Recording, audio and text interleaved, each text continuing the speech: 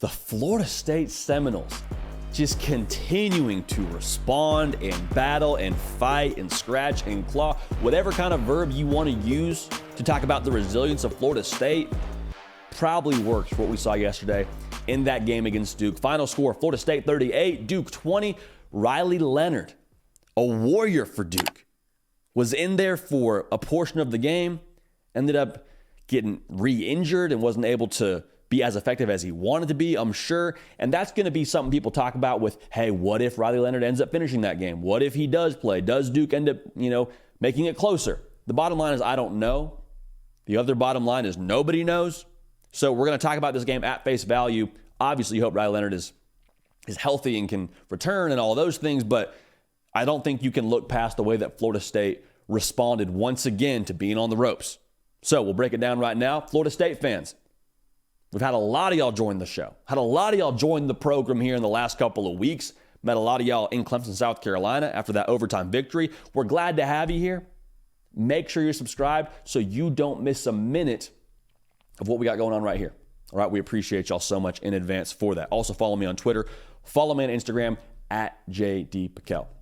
So, halftime. Florida State's down 3. Score is 20-17.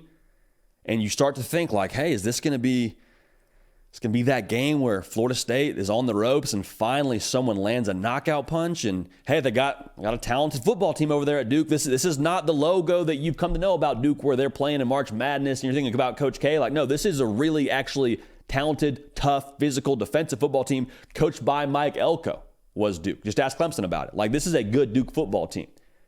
And all Florida State did, collect themselves, as we've seen them do now multiple times, go out there and hold Duke to 0 points in the second half, as they've been known to do as a defense, and saw this offense really start clicking and find their rhythm and really sort of the dam broke, if you will, when it comes to Florida State and what they did offensively. So what turned the tide in this game? If you had to put it on a player, it was your quarterback. Like, your quarterback, Jordan Travis, was very clearly the catalyst to what you did offensively last night. And it should be that way whenever you're the quarterback. But I think when you look at how he did it, it was, one, his arm. He was 27-36, 268, 2 touchdowns. Interception you don't love, was trying to make a play, trying to fit it in tight coverage, ended up being a pick 6. It is what it is at this point. But even so, the way that he played with his arm allowed this offense to really rev it up a little bit. And then the thing I want to focus on is what he did running the football. Jordan Travis made some noise with his legs last night. 10 carries, 62 yards, and a touchdown. And there's a couple of things that happen when your quarterback runs the ball for your football team. The first is what it does schematically. Like, it just puts stress on a defense. It gets them off balance. It puts the second and third level in conflict. It's another thing they have to worry about. Defenses, if they're aggressive, will usually try and be disruptive and try and get after the quarterback in that sense. And then everything else sort of becomes available to you because of what the defense has to worry about with number 13 running the football. They become hesitant. Oh, is he pulling it? Is he pulling it on this read option? Well, no, actually, he just gave it, and that running back is gashing you right now. Let's dial it up and create pressure. Well, then we're just going to throw a screen at you, and then you got problems that way too. So that just was a whole other layer that Duke had to worry about defensively with what he did running the football. So that's from the X's and O's standpoint. Now, we talked about him being a catalyst, Jordan Travis. When your quarterback runs the football, man, I can say, having been in multiple locker rooms, been a part of multiple sidelines, like, it's a catalyst emotionally for your football team.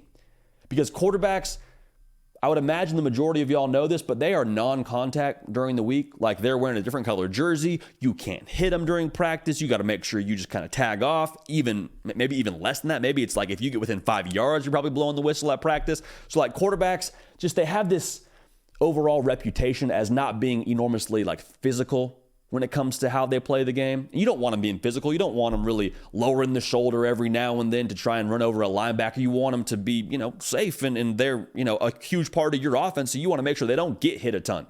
So to see Jordan Travis, to see your quarterback tuck it, mix it up, not be afraid of contact, and be someone who was, leading the charge on the physicality front, that fires up your football team, man.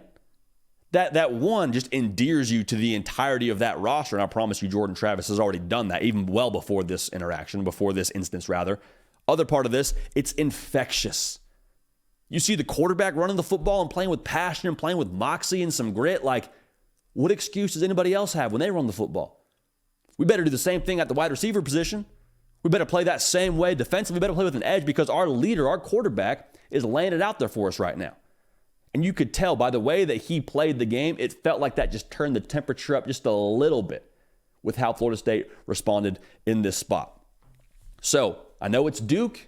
Preseason, this wasn't one that you really had circled as being a game that you had to pay a ton of attention to in the fourth quarter. That's why they actually play the games. That's why those July schedule predictions are, a little bit meaningless, to be honest with you. But this was a really tricky spot. Really tricky spot in the sense that it wasn't a logo that was super exciting. You weren't sure about Riley Leonard. You weren't sure if he'd be healthy or not to go. And this was a spot, too, where you got down in this game. So what did we see? Yet again from Florida State, we talk about it a lot. The response mechanism of this team. I mean, we saw it in spots, you wish you hadn't seen it from the Boston College game. You saw it in spots where you were happy to see it in the Clemson game, the LSU game. They just continue to battle. There was never any panic, even when they were down by 3 points at half. And the fact that they were able to get over another hurdle, I think says a lot about this football team. I think it says a lot about the maturity of this football team, because an immature football team would, one, not take Duke seriously, and two, when they got down, they would panic, start to press, and the whole thing would collapse on itself. That wasn't Florida State yesterday. That wasn't what any of us saw from them. So I think it's going to serve them well going forward. Now, to be fair, this is something we have to talk about. There's still room for growth. Still room for growth. The running back room, what they did running the football, wasn't amazing in every asset of the word. They still did a lot within that room to contribute, don't get me wrong, but you want to see that run game continue to progress. Stopping the run for Florida State, they allowed 5.6 yards a carry. That has to improve. You love the fact that Florida State can get off the ropes, and that you've seen them do that multiple times now. But at some point, too, you start to ask the question, hey, why are we on the ropes so much? Hey, why do we get pushed back against the ropes and have to have this tremendous response every now and then? Well, I think there's a couple of facets to it. There is no simple answer, though. Like, some part of it is like, that's just football. Imperfect game, imperfect gameplay, imperfect results, imperfect people. That's the way this thing goes. You take any and all wins you can get, and you don't question how you got them. Some of it's your opponent. Again, I can't say this too many times. Duke, regardless of what the logo and the brand you think of when it comes to football, they are good.